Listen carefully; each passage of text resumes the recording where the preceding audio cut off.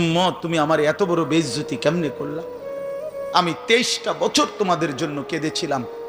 সারা রাত এশার নামাজের পরে নবী দাঁড়াইছে কানতে কানতে, ফজরের আজান পর্যন্ত নবী উম্মতের জন্য দোয়া করছে আর চোখের পানি ফেলছে। তায়েফের পাথরের আঘাতে পিঠটা ছিদ্র করে ফেলছি, ক্ষুধার কষ্টে পেটে পাথর বেঁধেছিলাম। উহুদের দান দান শহীদ করা রক্ত নিয়ে উহুদের ময়দানে পড়েছিলাম বেহুশ হয়ে। ঘরের চুলায় 3 মাস আগুন জ্বলে নাই। এত কষ্ট, এত চোখের পানি, এত ক্ষুধার কষ্ট, এত রক্ত, বিনিময়ে উম্মত এটা কি নিয়ে আসলাম?